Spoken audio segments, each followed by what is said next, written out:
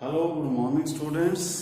कैसे हो आप बच्चों? मैं राजकुमार चड्ढा आपका फिर से जो डायरेक्टर स्कूल एजुकेशन जम्मू की तरफ से होम ऑनलाइन क्लासेस चलाई जा रही हैं बच्चों, उनमें स्वागत करता हूं। तो बच्चों, आज का टॉपिक स्टार्ट करने से पहले कि आपको एक छोटी सी बात मैं समझा दूं कि जैसे हमारे रूटीन चल रही है कि हम लेसन स्टार्ट करने से पहले कोई ना कोई मॉरल चीज बताते हैं। तो बच्चों, कई बार आप रोज सुनते रहते हो कि एक वर्ड सत्य क्या होता है या ट्रुथ क्या चीज है। तो बच्चों, ऐसे बड़ी इसकी कॉम्प्लिकेटेड डेफिनेशंस होती हैं कि लोग कहते हैं, मैं कभी हम डिस्कस भी करते हैं कि सत्य क्या चीज है। तो लोग कहते हैं ये तो कोई डिफाइन ही नहीं कर सकता, क्योंकि इसके लिए तो बड़े वेद पढ़ने पड़ते हैं, उपनिषद पढ़ने पड़ते हैं, तब जाकर समझ आती है। वहां तो बड़े बड़े ऋषि मुनियों को इस चीज की समझ नहीं आई। तो बच्चों, एक बार इसी तरह एक सेमिनार चल रहा था, तो वहां पर सारे बुद्धिजीवी बैठे हुए थे सत्य की डेफिनेशन की डिस्कवरी करने के लिए कि सत्य क्या है। तो बड़ी बड़ी कॉम्प्लिकेटेड चीजें बनाई जाती हैं दुनिया में, लेकिन बच्चों आपको पता है कि जो चीज सभी लोगों को समझ आ जाए वही चीज जो है वो दुनिया में एक्सेप्ट की जाती है।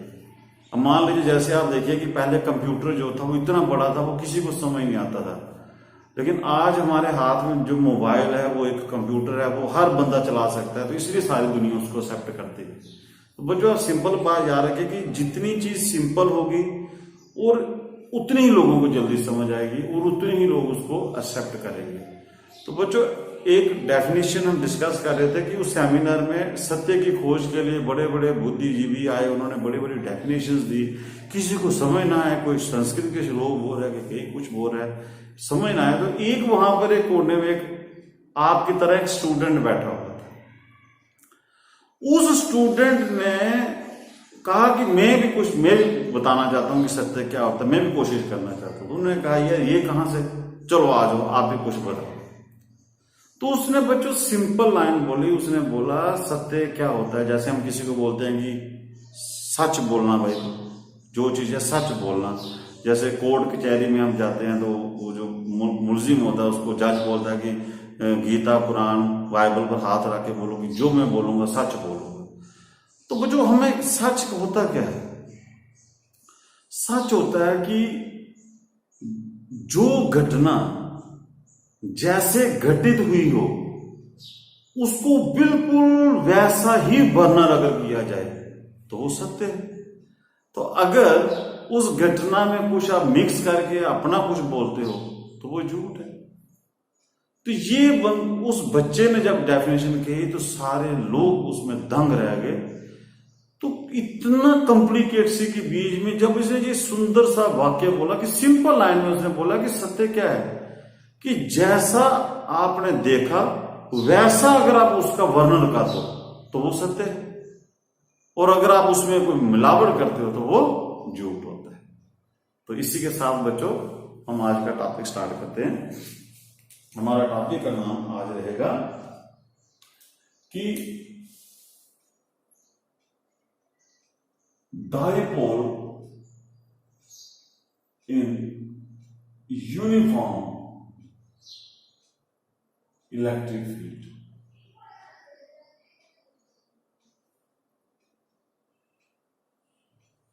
जी आप बच्चों टॉपिक का नाम लिखिए।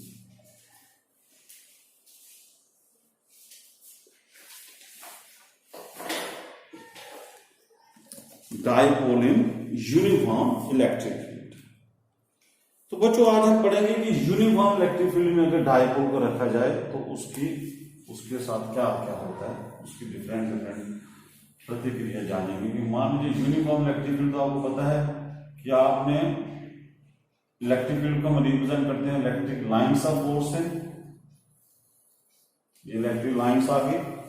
और अगर मैं इलेक्ट्रिक लाइंस इक्वली स्पेस बनाऊं, मतलब कि इनके बीच में डिस्टेंस है वो इक्वल रखूं तो डायरेक्शन भी सेम हो, तो इसको बोलते हैं बच्चों यूनिफॉर्म इलेक्ट्रिक फील्ड। मतलब कि हर पॉइंट के ऊपर इलेक्ट्रिक फील्ड की वैल्यू जो है वो सेम रहेगी।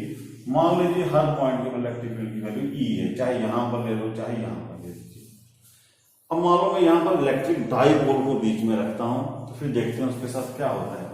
मान लीजिए ये मैंने एक डाइपोल यहां पर रख दिया, वो जो आपको पता है कि डाइपोल क्या होता है, dipole consist of two equal and opposite charges.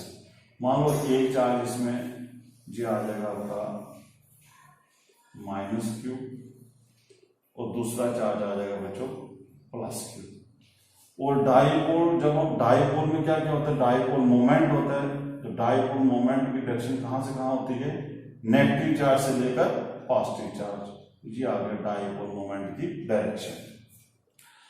अब बच्चों कि मैंने आपको पढ़ाया था कि जब भी कोई चार्ज पार्टिकल इलेक्ट्रिक फील्ड में रखते हैं तो उस चार्ज पार्टिकल के ऊपर इलेक्ट्रिक फोर्स पड़ती है, और वो इलेक्ट्रिक फोर्स का क्या फार्मूला होता है, F = QE।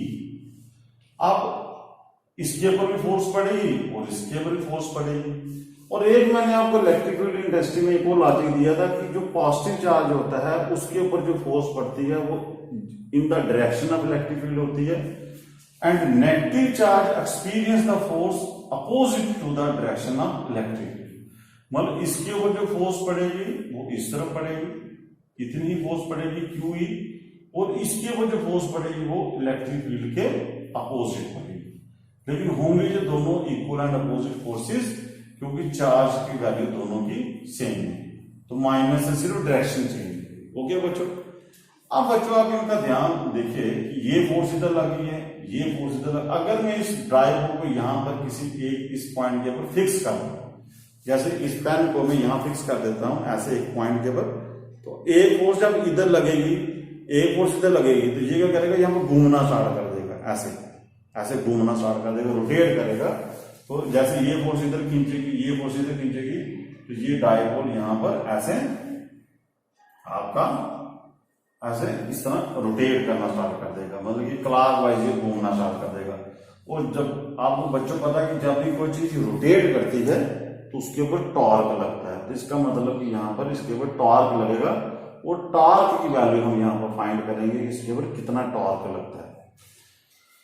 तो बच्चों टॉर्क निकालने के लिए यहां पर क्या करना पड़ता है, ये फोर्स है, इस फोर्स का बच्चों देखिए लाइन ऑफ एक्शन ये होगा, इसको क्या बोलते हैं, लाइन ऑफ एक्शन, और इस फोर्स का लाइन ऑफ एक्शन इस तरफ होगा, ये लाइन ऑफ एक्शन इधर होगा, ये लाइन ऑफ एक्शन इधर होगा।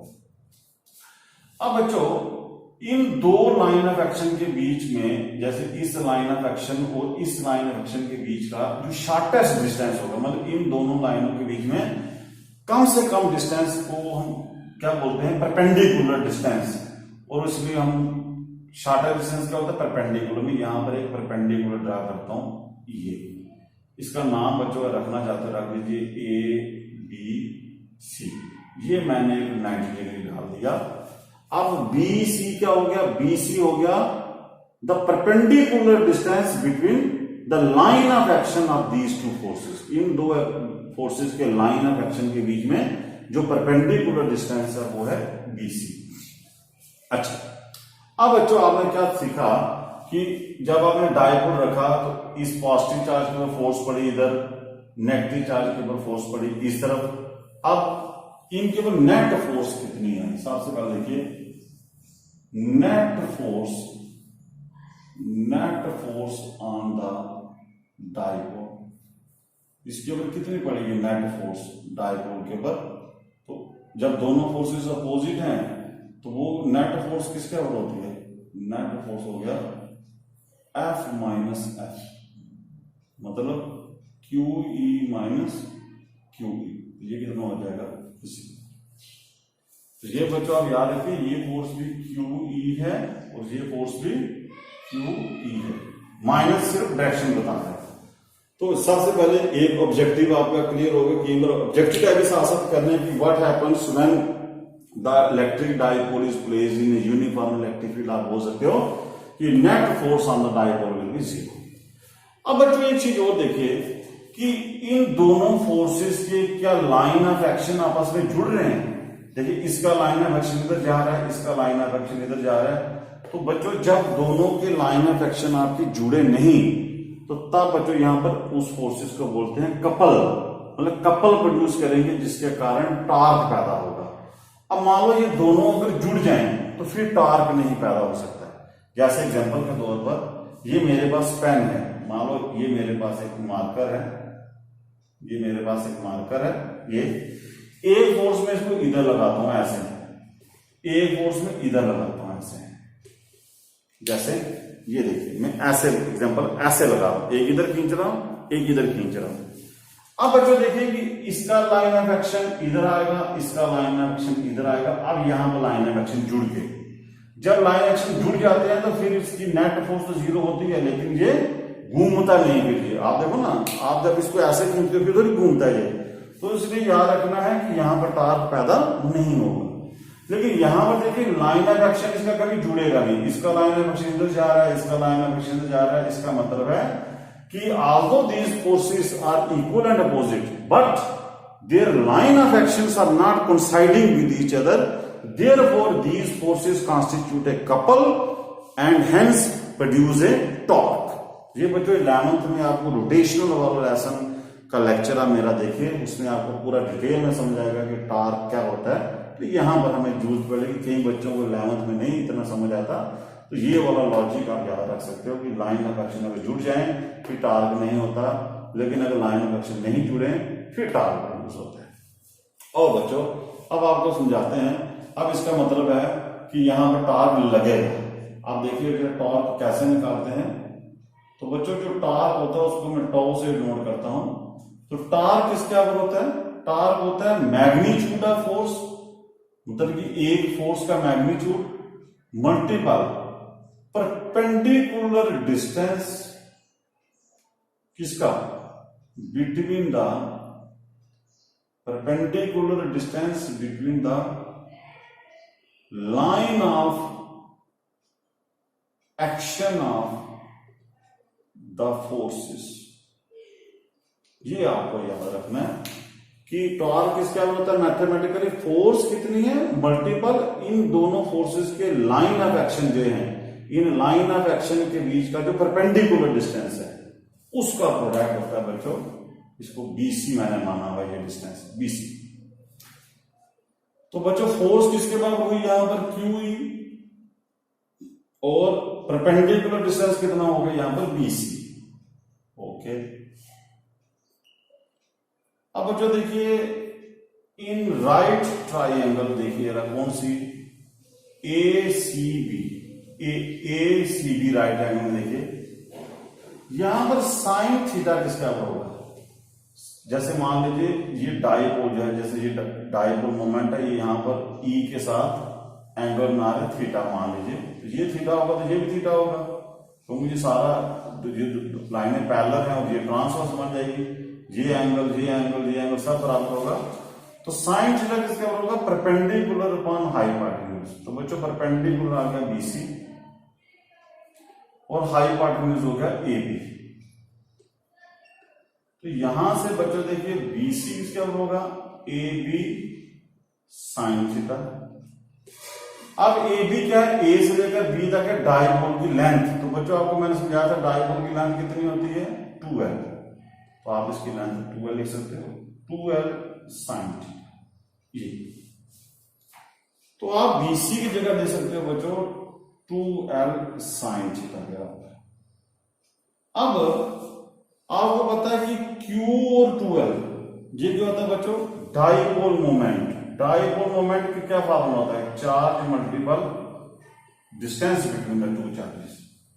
इसका मतलब कि Q और 2L की जगह मैं क्या लिख सकता हूं, P, इसको लिख सकता हूं P, ये आ गया ये और ये बन गया P E साइन थीटा। ये बच्चों बन गया आपका टार्क का फार्मूला, ये जो इस डाइपोल के ऊपर टार्क लगेगा वो फार्मूला किसके बराबर होगा, PE साइन थीटा। बच्चों फार्मूला क्या होता है, फार्मूले हम क्यों याद करते हैं क्वेश्चन करने के लिए, क्योंकि फार्मूले से हमें समझ आता रहता है कि कौन सी चीज, जैसे ये टार्क है ये किन किन चीजों के ऊपर डिपेंड करेगी। जैसे टार्क डाइपोल मोमेंट के ऊपर डिपेंड करेगा, तो इसका क्या मतलब होगा, इसका मतलब होगा कि अगर आपके पास डाइपोल ऐसे पड़े हुए हैं, जिस डाइपोल का डाइपोल मोमेंट ज्यादा होगा उसके ऊपर टार्क ज्यादा होगा। अगर एक डाइपोल को आप स्ट्रॉन्ग इलेक्ट्रिक फील्ड में रखते हो, ई की वैल्यू ज्यादा होगी वहां टार्क ज्यादा होगा, और टार्क की वैल्यू थीटा के ऊपर डिपेंड करेगी। इसका मतलब कि साइन थीटा की वैल्यू अलग अलग एंगल के ऊपर साइन थीटा की वैल्यू अलग अलग होती है। इसका मतलब कि टार्क एक कांस्टेंट नहीं रहेगा, टार्क वैरी करता रहेगा। जैसे जैसे इसका, जब मान लो ये 30 डिग्री पर टार्क कुछ आएगा, 60 डिग्री पर कुछ आएगा, 90 डिग्री पर कुछ आएगा, 180 पर कुछ आएगा। क्यों? क्योंकि वो एंगल के ऊपर डिपेंड कर रही है। कौन सा एंगल? Sign of theta. तो बच्चों ये फार्मूले का मतलब ये होता है, फार्मूला होता है कि पूरी जो थ्योरी हम पढ़ाते हैं उसको एक शॉर्टकट तरीके से कैसे याद रखा जाए। ये नहीं कि सीधे पीई साइन थीटा रटा लगा दिया। पीई साइन थीटा का मतलब समझे कि ये मतलब बता रहा है कि टॉर्क इन चीजों के ऊपर डिपेंड करता है। ये चीजें घटे बढ़ेंगी तो टॉर्क के ऊपर फर्क पड़ेगा। अब आपको मैं डिटेल में समझाता हूं कि क्या क्या हो सकता है। जैसे स्पेशल केसेस देखते हैं कि मान लीजिए आपका थीटा को, थीटा की वैल्यू करते हैं। मान लीजिए ये इलेक्ट्रिक फील्ड है, ये आपकी इलेक्ट्रिक फील्ड है। ओके बच्चों, ये मैंने टार्क रखा। मान लो मैं क्या करता हूं कि केस पास लेता हूं कि थीटा की वैल्यू 0 लेता हूं। थीटा बच्चों किसके बीच में एंगल था? डाइपोल मोमेंट और ई के बीच में। तो इसका मतलब है कि आपका वो 0 का बनेगा अगर आपका डाइपोल मोमेंट जो होगा वो ई के पैरेलल हो जाएगा। मतलब कि डाइपोल जब इलेक्ट्रिक फील्ड के पैरेलल हो जाएगा तभी तो ये थीटा आपका 0 आएगा।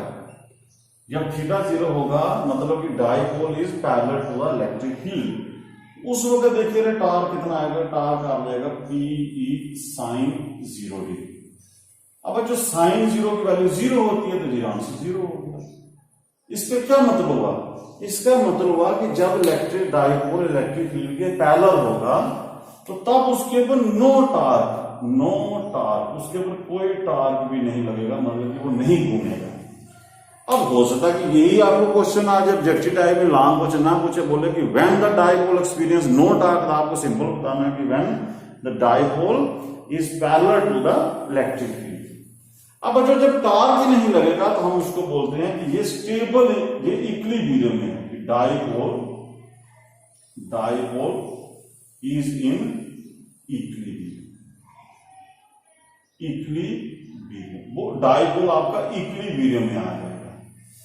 तो इक्विलिब्रियम में कब आया? कई बार आपको पूछेगा कि इक्विलिब्रियम में कब आता है डाइपोल, आप बोलोगे कि when there is no torque acting on the dipole, मतलब कि when the electric dipole is parallel to the electric field. इस तरह बच्चों आपको ये रट्टा नहीं लगाना होता किसी भी चीज को, तभी आपके कंपटीशन हो जहां जो 2-2 नंबर के क्वेश्चन आते हैं, 1-1 नंबर के क्वेश्चन आते हैं, बच्चे सोचते हैं ये कहां से याद करें। भाई वो अलग से याद नहीं करने होते, वो जब आप डेरिवेशन करते हो इसी के अंदर ही सब कुछ होता है। इसी के अंदर छोटे बड़े न्यूमेरिकल सब होते हैं। आपको डेरिवेशन को समझना होता है। आपको डेरिवेशन, बच्चे क्या करते हैं डेरिवेशन सोचते हैं अलग क्वेश्चन है, 3 नंबर का अलग क्वेश्चन है, 2 नंबर का अलग क्वेश्चन है। ये एक वहम है बच्चों के दिमाग में। ऐसा तो मैं कभी नहीं कहता कि ऐसा कोई पढ़ाए भी, ऐसे कभी ऐसा पढ़ाना भी नहीं चाहिए बच्चों को कि उनको ये कहना चाहिए अभी हम लॉन्ग करेंगे, अभी शॉर्ट करेंगे। बच्चा सोचता है नहीं कोई अलग अलग चीजें हैं, ऐसा कुछ नहीं, इसी के अंदर है सब कुछ, एक डेरिवेशन के अंदर ही सब कुछ होता है। मान लीजिए कि आपका थीटा जो है वो 90 डिग्री होता है। बच्चों 90 डिग्री डायग्राम ना हो कि डाइपोल आपका ऐसे हो,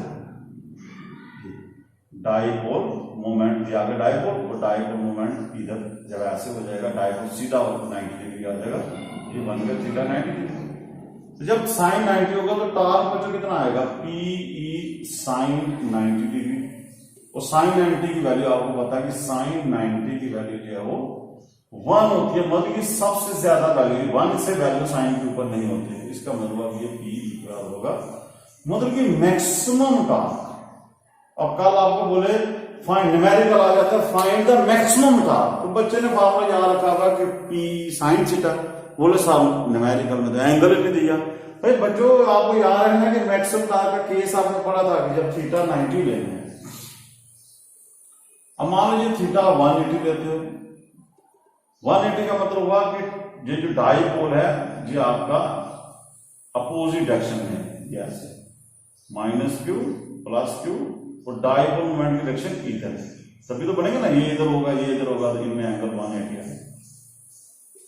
इसका देखिए डाइपोल ऐसे था -q +q, इसका डाइपोल पैरेलल था, 180 होगा बच्चों, तो साइन टार्क कितना आएगा? फिर टार्क आएगा आपका पीई साइन 180 डिग्री। साइन 180 कितना होता है? 0, दोबारा टार्क 0। इसका मतलब हुआ कि जब आपका electric dipole either it place parallel to the electric field और it place anti parallel to the electric field, then it experience zero torque, but when it is perpendicular to the electric field then it experience the maximum torque. और आप अगर कोई numerical पूछता है 30 degree पर 40 degree पर, तो आप साइन थीटा की वैल्यूज याद रखें। तो ये आप बच्चों याद रखिए, ये था dipole when placed in uniform electric field. Okay बच्चों, अब बच्चों हम इसकी डायरेक्शन के बारे में नोट कर लेते हैं कि डायपोल की डायरेक्शन, टार्क की डायरेक्शन कैसे निकालो। अभी आज हमने पढ़ा कि टार्क होता है पीई साइन थीटा का होता है। तो बच्चों इन वेक्टर फॉर्म में हम डायरेक्शन समझते हैं कि तभी हम वेक्टर फॉर्म इंपॉर्टेंट मानते हैं। जैसे कूलम्स लॉ में वेक्टर फॉर्म पढ़ा था, डायरेक्शन ढूंढने के लिए वेक्टर का ही काम आता है। तो वेक्टर फॉर्म में बच्चों देखिए, तो ये देखिए इसको वेक्टर में कैसे लिख सकता हूं, ये लिख सकता हूं मैं P vector cross E vector. ये 11th में बच्चों आपको जो मैथ पढ़ाया गया, ए वेक्टर क्रॉस बी वेक्टर से होता है ए बी साइन थीटा। इसी तरह पी ई साइन थीटा लिख सकता हूं पी क्रॉस ई। अब बच्चों देखिए, अब जब भी कोई चीज, कोई भी वेक्टर क्वांटिटी क्रॉस प्रोडक्ट के बराबर हो, तो इसकी जो डायरेक्शन होती है, ये जो इसकी डायरेक्शन होगी, इस direction will be perpendicular to the plane containing these two vectors. मतलब जिस प्लेन में पी और ई होंगे, उस प्लेन से परपेंडिकुलर डायरेक्शन जो आएगी वो होगी बच्चों टार्क की। तो अब बच्चों यहां इसका डायरेक्शन का रूल भी याद रख सकते हो, जो आपने देखा होगा, कार्ल रूल है आपके पास। चलो मैं आपको समझाता हूं। आपने डायपोल कैसे पढ़ा था, ये समझिए डायरेक्शन कैसे होती है। कई बार एक नंबर की क्वेश्चन आ जाता है डायरेक्शन। अब आप बोलोगे अलग से कोई क्वेश्चन है, ऐसा नहीं है। ये आपका डायपोल था, ये डायपोल मोमेंट था पी, ये तो ये। अब बच्चों एक चीज आपको और भी यहां बच्चों को कंफ्यूजन होती है कि पहला वेक्टर आपने याद रखना, क्योंकि ए क्रॉस बी कभी भी बी क्रॉस ए के बराबर नहीं होता। इसका मतलब हुआ कि पी क्रॉस ई की अगर डायरेक्शन देनी है तो आपने राइट हैंड लेना है। राइट हैंड लिया आपने, तो ये जो पहले आपने जो राइट हैंड की जो फिंगर्स हैं, इनको पी से ई की तरफ घुमाना है। मतलब पहले पी के ऊपर रखो, पी से ई की तरफ। अब ये बहुत इंपॉर्टेंट है, कई बच्चे ई से पी घुमाते हैं, डायरेक्शन उल्टी आ जाएगी। देखिए चलो मैं आपको बताता हूं, ये पी है इधर और ई इधर है। अब बच्चों आपने क्या करना है कि पी से ई की तरफ फिंगर को कार लगाना है। राइट हैंड लेना, अंगूठा यहां रखिए, पी से ई घुमाओगे ऐसे, तो ये अंगूठा कहां जाएगा, इनवर्ड, अंदर की तरफ परपेंडिकुलर डायरेक्शन में। तो अब आप बच्चों आप यहां लिखोगे ऐसे, इसकी डायग्राम बनाओगे, ये ई है, ये पी है और ये एंगल है। और आप बच्चों बताओ मुझे कि इसकी डायरेक्शन कहां आएगी, ऐसे पी से ई, अंगूठा कहां गया, इनवर्ड। अब अंदर की तरफ तुम्हें ड्रा नहीं कर सकते, इसलिए मैं डॉट डालूंगा। तो ये आएगी बच्चों टार्क की डायरेक्शन, पी क्रॉस ई की डायरेक्शन। आपने क्या लिखना है, परपेंडिकुलरली इनवर्ड, परपेंडिकुलरली इनवर्ड। अब मान लो कि बच्चे को नॉलेज नहीं इस चीज की कि इसको देखना कैसे है। कई बच्चे अपने हाथ लेते हैं, ऐसे घुमाते रहते हैं ऐसे।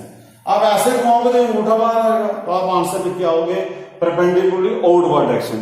तो मान लीजिए किसी कोई कंपटीशन में आप बैठे हो, उधर लिखा होता है परपेंडिकुलरली इनवर्ड, परपेंडिकुलरली आउटवर्ड, तो वहां तो एक नंबर का मसला बन जाएगा। स्टेट बोर्ड में चलो, बोर्ड में तो एक नंबर आपको चलो मैटर नहीं करेगा, किसी को बोलेगा चलो कुछ भी नहीं होता, लेकिन एंट्रेंस तो एक नंबर मतलब कि आपकी पूरी सीट ले लेगा कोई बच्चा दूसरा आपकी जगह। तो ये आपको ध्यान रखना है इसका बच्चों, डायरेक्शन का इंपॉर्टेंस इतनी है। डायरेक्शन के क्वेश्चन भी आते रहते हैं कंपटीशन में भी। अब बच्चों इसका अब देखिए इसका फिजिकली सिग्निफिकेंस क्या है, ये हम क्यों पढ़ रहे हैं physical significance.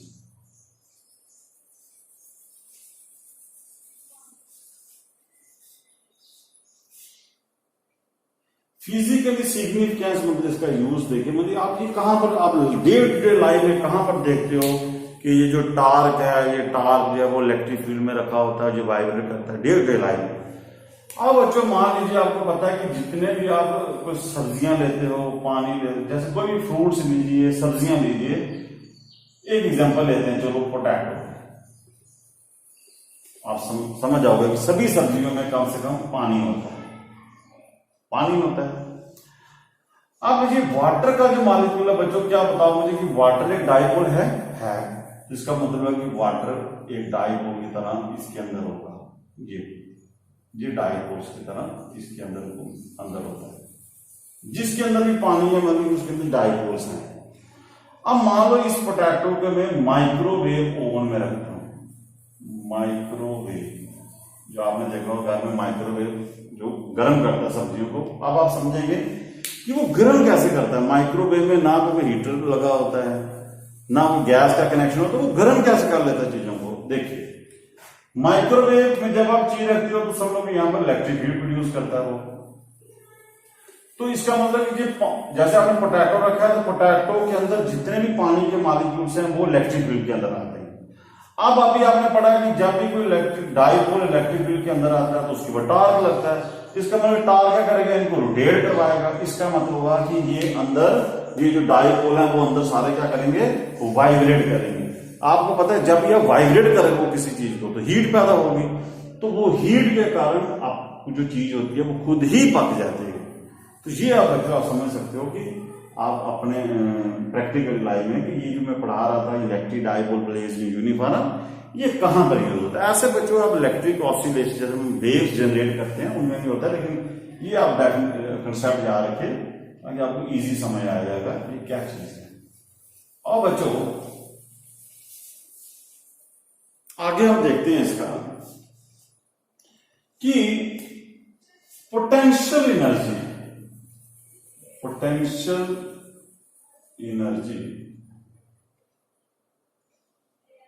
Stored in the dipole. मतलब कि पोटेंशियल एनर्जी बच्चों बहुत इंपॉर्टेंट है। मैंने आपको पहले बताया था कि पोटेंशियल एनर्जी जो होती है वो उसी फील्ड में डिफाइंड होती है जो फील्ड कंजर्वेटिव होती है। कंजर्वेटिव का मतलब हुआ, जैसे आपको मैंने डेफिनेशन दी थी, इलेक्ट्रिक फील्ड और इलेक्ट्रिक फील्ड, ग्रेविटेशनल फील्ड, ये दोनों फोर्सेस कंजर्वेटिव फोर्सेस हैं। कंजर्वेटिव का मतलब कि ये फोर्सेस जो हैं ये इनका वर्क डन जो होता है वो पाथ के ऊपर डिपेंड नहीं करता। बाकी डिटेल में आप देखिए लेक्चर मैंने दिया हुआ है कि कंजर्वेटिव, अब जब कोई चीज कंजर्वेटिव फील्ड में होगी तभी उसकी पोटेंशियल एनर्जी होगी, ये आप याद रखना। तो इसलिए मैं बोल रहा हूं कि potential energy stored in dipole, मतलब कि डाइपोल के अंदर पोटेंशियल एनर्जी आएगी कहां पर, जब इसको डाइपोल को मैं कहां रखूंगा, इलेक्ट्रिक फील्ड के अंदर। चलो बच्चों देखिए कि कैसे, ये मान लीजिए आपकी electric field, uniform electric field बनाइए।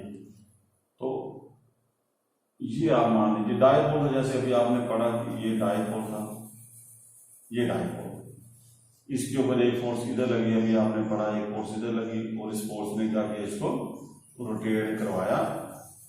ये आपको इलेक्ट्रिक फील्ड के अंदर रोटेट करवा दिया। और टॉर्क जो लगा बच्चों, उसके ऊपर जो टॉर्क लगा था वो कितना था,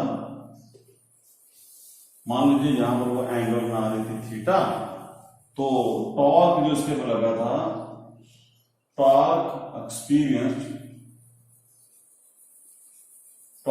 experienced by the dipole in uniform electric field is, तो वो टॉर्क बच्चों किसके ऊपर था, P E sin थीटा। ये अभी आपने डायरेक्शन की ना, ये टॉर्क लगता है और ये टॉर्क इसको क्या करेगा, रोटेट करेगा। अब बच्चों अब मुझे बताओ कि ये टॉर्क इसको क्लॉकवाइज डायरेक्शन में घुमा रहा है।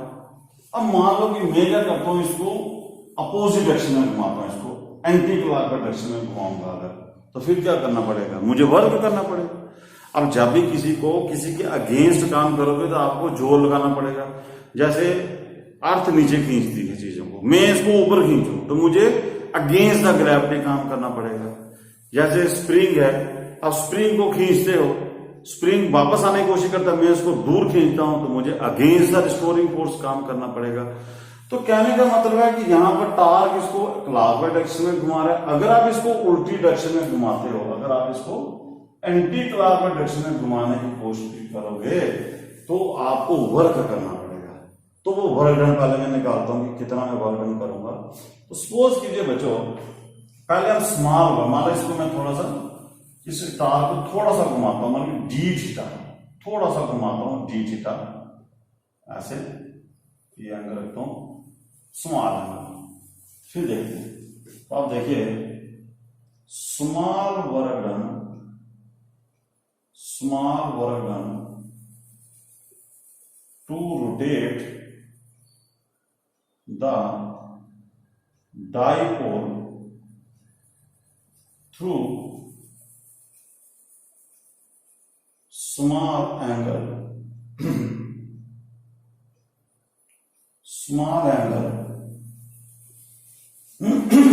d theta against the torque, मैं टॉर्क के अगेंस्ट अगर मैं डी थीटा थोड़ा सा इसको एंगल घुमाऊंगा तो वर्क डन का बच्चों फार्मूला क्या होता है, टॉर्क इनटू एंगुलर डिस्प्लेसमेंट। देखिए ऐसे वर्क डन होता है फोर्स इनटू डिस्प्लेसमेंट, लेकिन अगर रोटेशन का लेना है तो रोटेशन में फोर्स की जगह टॉर्क आता है और डिस्प्लेसमेंट की जगह एंगुलर डिस्प्लेसमेंट। अब बच्चों आप इसको ऐसे दे सकते हो, डी डब्ल्यू टॉर्क की वैल्यू पुट कीजिए P E sine theta D theta. जी आपने स्मॉल वर्क डन किया इसको रोटेट करने का।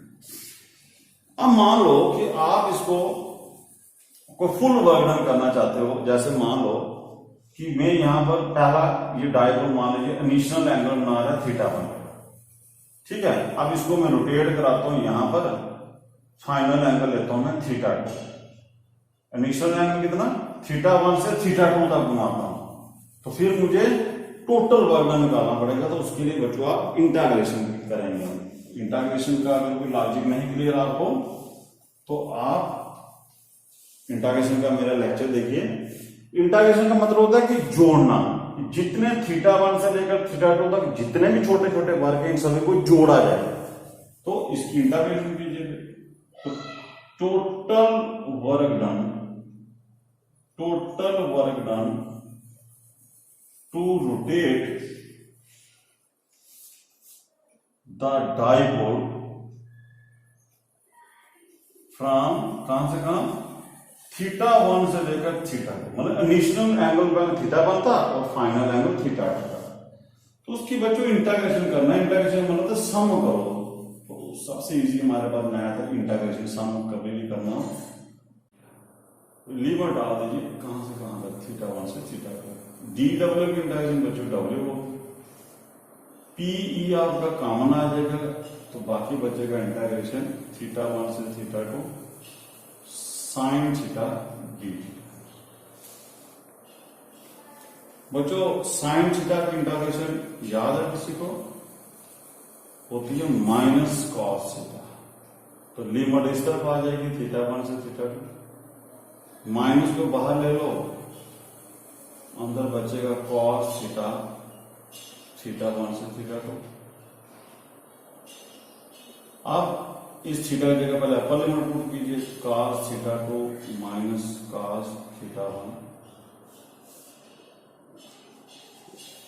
अब बच्चों इसका आंसर क्या रहेगा, इसका आंसर आ जाएगा आपका कि वर्क डन जो आपने किया वो बन जाएगा minus p E cos theta 2 minus cos theta 1।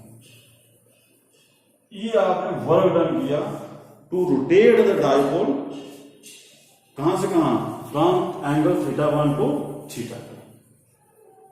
अब बच्चों अगर आपको पता कि जब आप वर्क डन करते हो, जैसे मान लो कि मैंने इस चीज को ऊपर उठाया, मैंने वर्क डन किया, स्प्रिंग को खींचा, वर्क डन किया, तो जब आप किसी के ऊपर वर्क डन करते हो तो होता क्या है, वर्क डन के कारण उस बॉडी की पोटेंशियल एनर्जी चेंज होती है।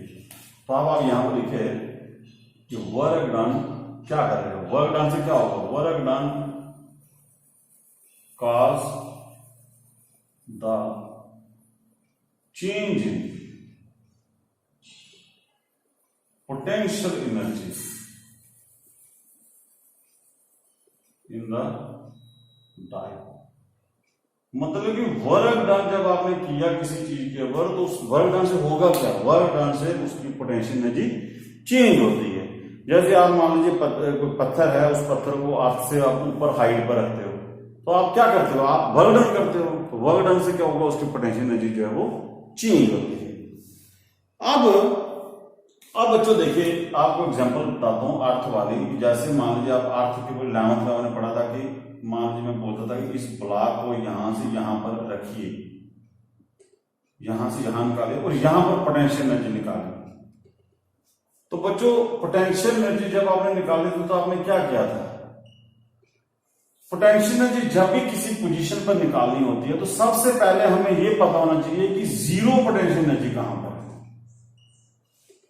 ये आप याद रखना बच्चों, कि बहुत ही इंपॉर्टेंट कंसेप्ट है, क्योंकि बहुत बड़े न्यूमेरिकल है, यहां पर आपको जो कंफ्यूजन कर देगा कि अगर आपको if you want to find the potential energy of the body at certain position, तो सबसे पहले मुझे क्या ढूंढना है, मुझे ढूंढना है कि we have to locate the position where the potential energy is zero. मुझे जीरो पोटेंशियल एनर्जी पहले ढूंढनी है, तब जाकर मैं बता सकता हूं कि पोटेंशियल एनर्जी जो है वो किसी पोजीशन के ऊपर है। तो इसका मतलब हुआ बच्चों कि पोटेंशियल एनर्जी, अब आपने क्या करना कि पोटेंशियल एनर्जी आपको जब किसी पॉइंट के ऊपर चाहिए, तो potential energy at a point लिखिए आप, potential energy at a point is equal to in rotating the dipole, कहां से कहां, in rotating the dipole from zero potential energy to the position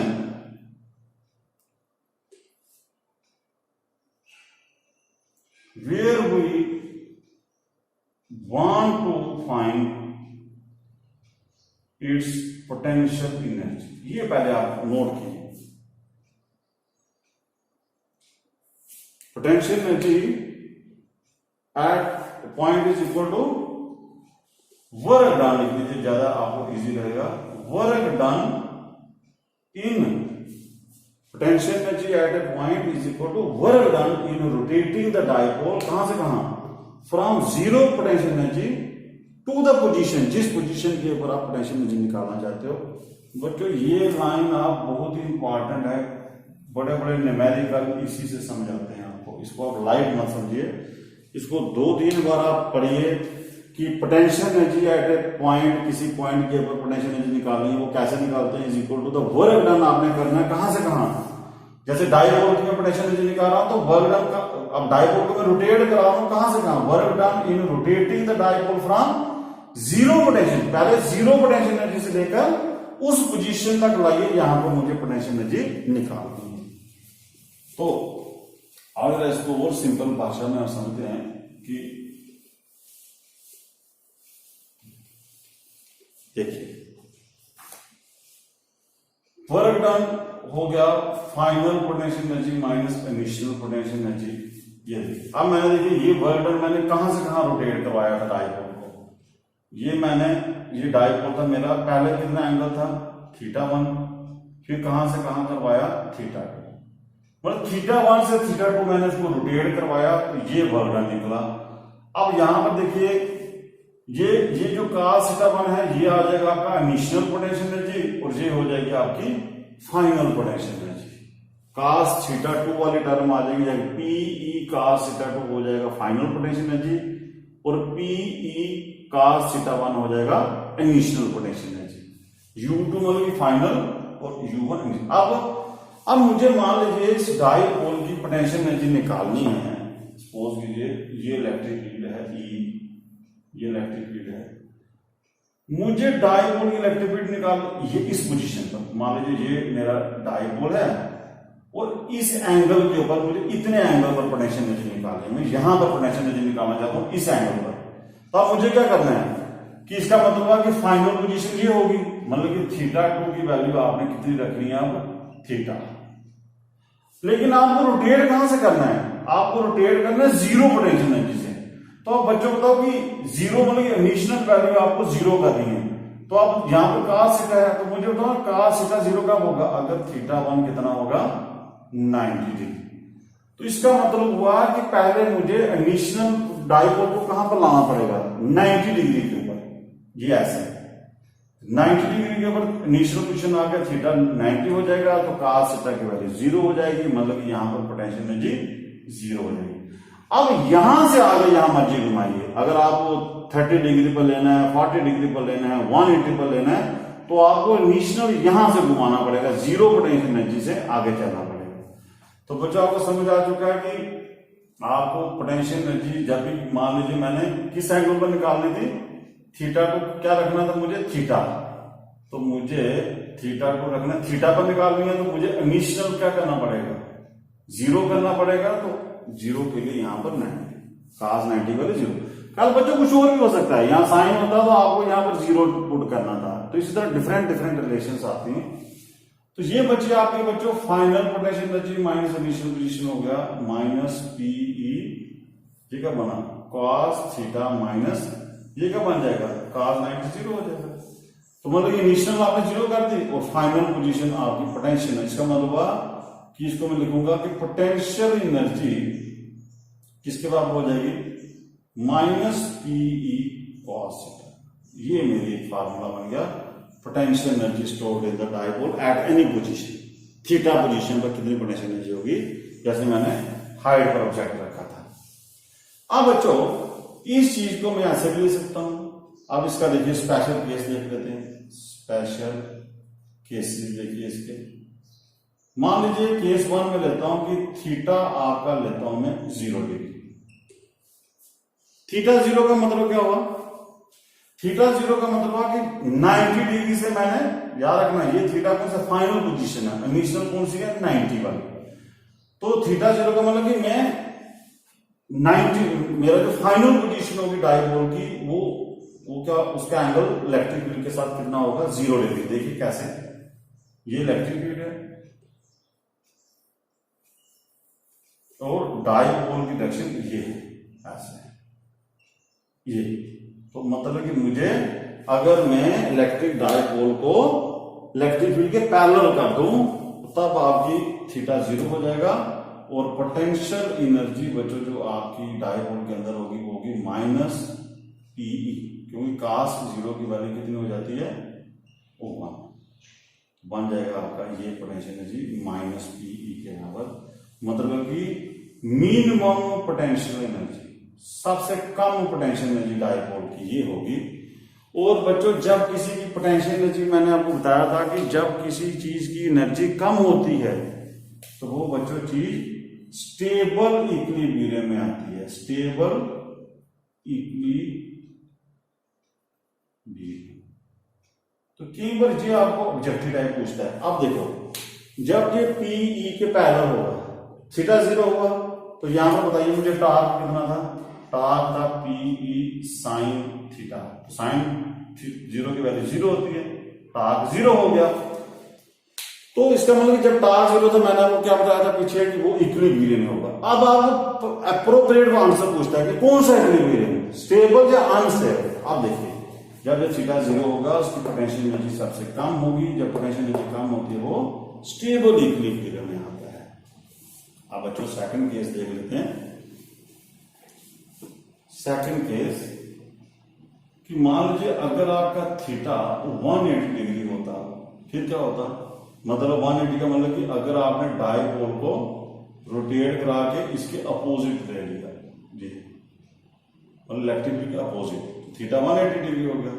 आप देखिएगा पोटेंशियल एनर्जी कितनी आएगी, पोटेंशियल एनर्जी बच्चों कितनी आएगी माइनस पीई cos 180 डिग्री, और cos 180 कितना होता है -1 के बराबर, तो ये बन जाएगा प्लस पीई मतलब कि मैक्सिमम पोटेंशियल एनर्जी। तो जब किसी की डाइपोल के अंदर सबसे ज्यादा एनर्जी आ जाएगी बच्चों, तो उसको क्या बोलते हैं? Unstable equilibrium. होगा इक्विलिब्रियम में लेकिन अनस्टेबल। देखिए इक्विलिब्रियम में क्यों? क्योंकि आप थीटा अगर आप 180 रखोगे तो टॉर्क यहां पर भी पीई साइन 180 की वैल्यू कितनी होती है? 0। टॉर्क यहां पर भी 0 है, लेकिन टॉर्क से सिर्फ आप ये नहीं बता सकते, आप टॉर्क से बता सकते हो इक्विलिब्रियम। स्टेबल कहां पर है, अनस्टेबल कहां पर? आपको पोटेंशियल एनर्जी का लॉजिक देना पड़ेगा। पोटेंशियल एनर्जी कम स्टेबल, पोटेंशियल एनर्जी ज्यादा अनस्टेबल। इस तरह बच्चों आप ये पोटेंशियल एनर्जी का लॉजिक पढ़ सकते हो। मुझे बहुत ही इंपॉर्टेंट क्वेश्चन है, सिर्फ इलेक्ट्रोस्टैटिक में नहीं, ये कोई भी दुनिया का फिजिक्स का, चाहे आईआईटी, नीट, चाहे नेट का क्यों ना एग्जाम आप दे दिए लेक्चरशिप के लिए, चाहे गेट का दीजिए, दुनिया का कोई आईईएस का एग्जाम दीजिए बच्चों, ये पोटेंशियल एनर्जी का कंसेप्ट पक्का आएगा आपको किसी न किसी फॉर्म में। इसलिए जहां तक हमारा एक्सपीरियंस है, ये पोटेंशियल एनर्जी बहुत इंपॉर्टेंट है, क्योंकि इसका प्रैक्टिकल लाइफ में बहुत यूज है इस लॉजिक का। अब बच्चों अब हम क्या करते हैं कि कुछ न्यूमेरिकल्स करते हैं इसके ऊपर, पोटेंशियल एनर्जी के ऊपर। मान लीजिए आपको एक न्यूमेरिकल नंबर 1 देते हैं कि आपको बोलता है कि एक ये इलेक्ट्रिक फील्ड है, मान लीजिए ये इलेक्ट्रिक फील्ड है ई की वैल्यू आपको मान लीजिए 5 न्यूटन पर कूलम सपोज कीजिए, और यहां पर एक हम डाइपोल रख लेते हैं, तो इसका चार्ज लेते हैं -2 माइक्रो कूलम, इसका +2 माइक्रो कूलम चार्ज ले लो, और उनके बीच में डिस्टेंस कोई 1 सेंटीमीटर का रख लेते हैं। चलो, तो ये डाइपोल हो गया। सबसे पहले बच्चों हम डाइपोल मोमेंट, आपको पूछता है कि फाइंड डाइपोल मोमेंट, तो नंबर 1 डाइपोल मोमेंट क्या होगा? डाइपोल मोमेंट क्या होगा? तो डाइपोल मोमेंट का बच्चों मैंने आपको तरीका बताया हुआ है कि डाइपोल मोमेंट होता है चार्ज मल्टीपल दोनों चार्जर्स के बीच में डिस्टेंस। तो इधर चार्ज आपने प्लस वाला लेना है हमेशा, तो 2 माइक्रो कूलम है, तो 2 माइक्रो को चेंज कीजिए 10⁻⁻⁶, और 2L का मतलब हुआ कि ये पूरा डिस्टेंस 1 सेंटीमीटर, 1 सेंटीमीटर होता है 10⁻⁻, 1 मीटर में 100 सेंटीमीटर, -2 ये मीटर में ऐसे यूनिट में चेंज कीजिए, आंसर आएगा 2 × 10⁻⁸ कूलम मीटर। ये बच्चों आपका हो गया एक नंबर का न्यूमेरिकल। अब आपको पूछता है कि इसकी डायरेक्शन कहां पर होगी बच्चों? डाइपोल मोमेंट की तो डायरेक्शन होगी नेगेटिव चार्ज से पॉजिटिव चार्ज। ये डायरेक्शन आपको समझ आ गई, खुद ही ढूंढना। अब आपको पूछता है कि क्या ये dipole is dipole in equilibrium, क्या ये डाइपोल इक्विलिब्रियम है? इफ यस, अगर ऐसा है, देन इन व्हाट इक्विलिब्रियम? अगर ऐसा है तो किस इक्विलिब्रियम में है? स्टेबल में है या अनस्टेबल में? आओ बच्चों देखो, अब आप सोचोगे कि न्यूमेरिकल के लिए वो अलग से सेशन, ऐसा कुछ नहीं है। ये देखिए बेसिक न्यूमेरिकल्स के लिए आपको ज्यादा वही जो अभी डेरिवेशन कराई, जो लॉजिक समझाया वही देखिए। सबसे पहले इक्विलिब्रियम, इक्विलिब्रियम में कब होता है इक्विलिब्रियम डाइपोल? जब उसके ऊपर टॉर्क 0 होता है। तो फॉर इक्विलिब्रियम अभी हमने पढ़ा कि टॉर्क 0 होना चाहिए, और टॉर्क 0 कब था? टॉर्क का फार्मूला है पीई साइन थीटा। तो जब साइन थीटा की वैल्यू 0 कब होती है? जब जहां तो एंगल आपका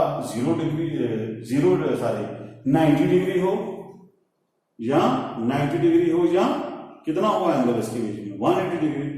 तो आप बच्चों देखिए कि ये एंगल देखिए पी और ई के बीच में कितना एंगल है? पी और ई के बीच में एंगल आएगा यहां पर 0 डिग्री। तो यहां पर देखिए पीई साइन 0 आ गया। साइन 0 की वैल्यू कितनी थी? 0। तो टार्क आपका 0 हो गया। अभी आपको केस में जाके जब टार्क 0 होगा तो इक्विलिब्रियम होगा। तो आप बोलिए क्वेश्चन था इज डाइपोल इन इक्विलिब्रियम? इसका आंसर आएगा yes, yes it is in equilibrium. एक आंसर हो गया। अब आपको पूछ रहा है कि वो कौन से इक्विलिब्रियम में है? स्टेबल है या अनस्टेबल है। तो बच्चों उसके लिए पोटेंशियल एनर्जी निकालनी पड़ेगी। तो पोटेंशियल एनर्जी का फार्मूला क्या है, minus p E cos theta, minus p E cos theta. बच्चों देखो थीटा कितना था यहां पर 0, कॉस 0, कॉस 0 की वैल्यू कितनी है 1, आया माइनस। जब माइनस में आंसर आएगा बच्चों तो क्या हुआ कि उसकी क्या ये minimum potential energy, minimum potential energy. जब मिनिमम पोटेंशियल एनर्जी तो क्या होता है वो स्टेबल इक्विलिब्रियम होता है। तो बच्चों वो स्टेबल इक्विलिब्रियम में आ चुका है। ये देखिए ये स्टेबल इक्विलिब्रियम, ये आपका मसला हल हो गया कि डाइपोल कहां पर था और इक्विलिब्रियम है या नहीं। इस तरह के इसी को न्यूमेरिकल बोलता है, वो न्यूमेरिकल रूप में डाल दिया उसने। अब देखिए मान लो आपको बोलता है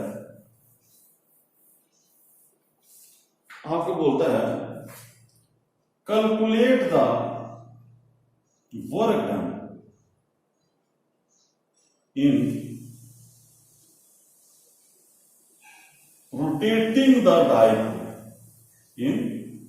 rotating the dipole from its position to through जैसे 180 डिग्री 90 डिग्री कुछ भी पूछ सकते हैं। मैं एक आपको सॉल्व कर बताता हूं। Work done rotating the dipole from its initial position लिख देता हूं। अब बच्चों यहां पर देखिए पहले इनिशियल पोजीशन में अभी ये डाइपोल कैसे पड़ा हुआ है, अभी जो डाइपोल दिया न्यूमेरिकल में वो कैसे है, उसकी देखिए एंगल कितना है 0। तो वर्क डन का फॉर्मूला अभी हमने किया कि माइनस पीई कितना होता है cos theta 2 minus cos theta 1 minus p E cos theta 2 मतलब कि फाइनल पोजीशन। मान लो ये वाला मैं केस करता हूं 180 डिग्री इनिशियल, आपको यहां पर उसने न्यूमेरिकल में बोला नहीं था, आपको तो बतानी है 0 degree minus P cos 180 minus 1 cos 0 1 -1 -1 -2 और 1 +2 हो जाएगा 2PE आंसर। इस तरह बच्चों आप ये लॉजिक याद रख सकते हो कि ये न्यूमेरिकल वर्क इसका सिंपल ही होता है, कुछ ज्यादा टफ नहीं होता। अब बच्चों आप आगे देखिए कुछ और न्यूमेरिकल कर लेते हैं। एक क्वेश्चन और कर लेते हैं।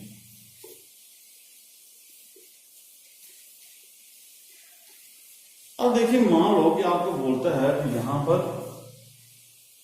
ये एक इलेक्ट्रिक डाइपोल है P1 और दूसरा एक इलेक्ट्रिक डाइपोल है P2।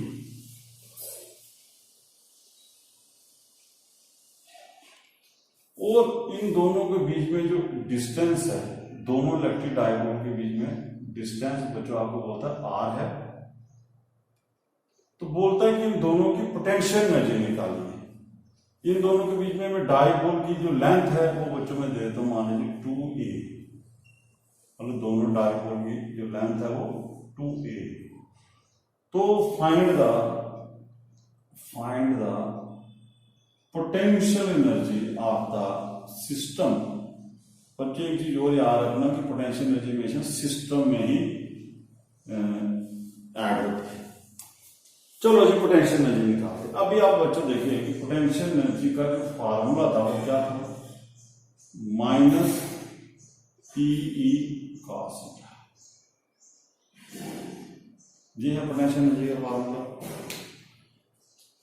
अब पी क्या था बच्चों, ई क्या था, ई क्या था कि इलेक्ट्रिक फील्ड, और पी क्या था उस डाइपोल का डाइपोल मोमेंट जो इलेक्ट्रिक फील्ड के अंदर पड़ा हुआ था, और थीटा क्या था, थीटा था डाइपोल मोमेंट और इलेक्ट्रिक फील्ड के बीच में एंगल।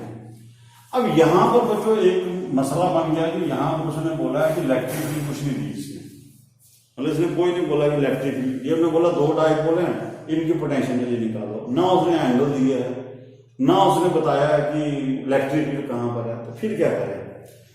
तो बच्चों इसको थोड़ा समझने के लिए आप क्या कीजिए कि एक एग्जांपल लीजिए। जैसे मान लीजिए ये मैं एक पॉइंट देता हूं, मान लो ये डाइपोल है, सपोज कीजिए कि डाइपोल है, ठीक है, ये डायपोल है, ये डायपोल, इसको मैं मानता हूं, इस डायपोल को रखता हूं इस डायपोल का। देखिए ये वाला डायपोल भी अपनी इलेक्ट्रिक फील्ड प्रोड्यूस करेगा, ये वाला डायपोल भी अपनी इलेक्ट्रिक फील्ड प्रोड्यूस करेगा।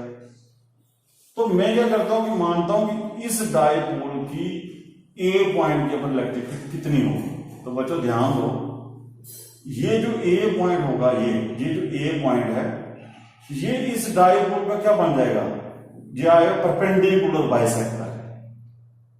तो आपने डायरेक्शन की थी कि परपेंडिकुलर, किसी डायपोल की परपेंडिकुलर बाइसेक्टर के ऊपर जो इलेक्ट्रिक फील्ड होती है वो कितनी होती है, मतलब इस पॉइंट के ऊपर इस डायपोल की वजह से जो इलेक्ट्रिक फील्ड होगी वो कितनी होगी।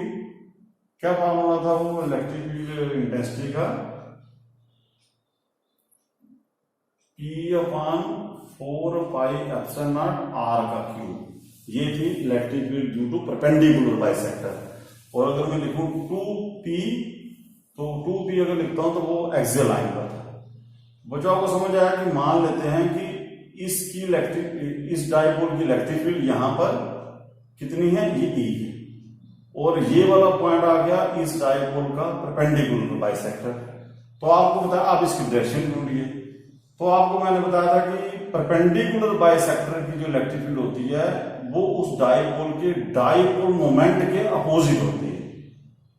तो अब इस डायपोल का डायपोल मोमेंट इधर है, तो इसकी जो इलेक्ट्रिक फील्ड बनेगी परपेंडिकुलर बाइसेक्टर पर वो इस तरफ होगी, मतलब ई आएगा इलेक्ट्रिक फील्ड की डायरेक्शन। तो ये इलेक्ट्रिक फील्ड किसकी है, इसकी। अब हमें समझ आ चुका है कि ये वाला डायपोल इस इलेक्ट्रिक फील्ड में पड़ा हुआ है और दोनों के बीच में एंगल कितना है, 180 डिग्री।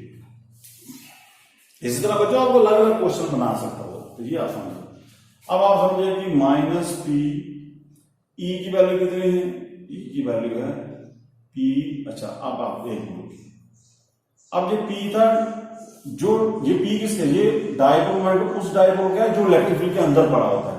अब मैंने क्या रखा है कि इस डायपोल को रखा है इसकी इलेक्ट्रिक फील्ड के अंदर, तो इसकी जगह आएगा -P1। E हो गया इलेक्ट्रिक फील्ड मैंने ली इस डायपोल की, तो उसका आंसर आएगा P, और ये P आएगा इसका डायपोल मोमेंट, P/4πε0 क्यूब, इसका नाम है P2। cos थीटा, थीटा बच्चों 180 है, तो यहां पर 180। ये आप लॉजिक समझिए। अब इसका आंसर क्या आएगा, -P1 P2/4πε0 क्यूब, और cos 180 की वैल्यू बच्चों कितनी होती है, वैल्यू -1। तो ये आंसर आ जाएगा P1 P2/4πε0। ये बन गया आपको बच्चों potential energy between two dipoles. तो इसी तरह वो फिर अपना लेवल जो होता है कंपटीशन वाला, वो बच्चों को आगे आगे ले जाता है। बस सिंपल होता है, लेकिन आपको लॉजिक सेम रहते हैं। अब बच्चों मान लीजिए दोनों डायपोल सेम होते हैं, स्पेशल केस लेते हैं, स्पेशल केसेस। मान लो कि इफ P1 और P2 आपके दोनों सेम होते हैं, मान लो P के बराबर होते हैं, तो फिर आपकी पोटेंशियल एनर्जी कितनी आनी थी, P²/4πε0 क्यूब।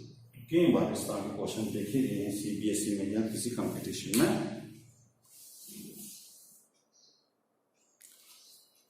तो बच्चों आज हम यहीं पर समाप्त करते हैं आज का लेसन, और नेक्स्ट लेसन जो बहुत इंपॉर्टेंट है, गाउस थ्योरम, इलेक्ट्रिक फ्लक्स, वो नेक्स्ट वीडियो में आएगा। टिल देन बच्चों घर में रहिए, सेफ रहिए, सोशल डिस्टेंसेस बना के रखिए, क्योंकि ये जो वायरस जो है ये अभी बहुत इसने नुकसान कर दी है, आर्थिक भी हमारा, और देखिए काफी नुकसान हो रहा है। तो ये तभी हम सक्सेसफुल हैं, इसमें जीत तभी हम प्राप्त कर सकते हैं कि अगर हम इसको हराएं। तो इसको हराने के एक ही तरीका है बच्चों की हमें सोशल डिस्टेंस से रखनी है, अपने घर में रहना है, और जो हाथ है बच्चों वो आपको 20 सेकंड तक धोने हैं साबुन से। मैं आपको एक लॉजिक बता दूं कि ये क्यों कहा जाता है कि 20 सेकंड तक धोना है। ऐसा आपको कभी सोचा है कि 20 सेकंड तक, 20 से मैं कम धोऊंगा, जब कम धोऊंगा, सिर्फ पानी से धो लूंगा, तो फिर क्या होगा। तो बच्चों मैं इसी के साथ आपका कंसेप्ट क्लियर कर देता हूं कि ये जो वायरस है, ये वायरस ऐसे समझिए कि ये वायरस ऐसा है कि जैसे तेल आपके हाथ में लग जाता है, जैसे आपके हाथ में घी रख गया। अब मुझे तो जब आपके हाथ में घी लग जाता है तो आप खाली पानी से धोगे तो क्या घी उतरेगा? नहीं ना उतरेगा। आपको क्या करना पड़ेगा? आपको साबुन लगाना पड़ेगा, साबुन से काफी अच्छी झाग बनानी पड़ेगी, फिर जाकर उतरता है।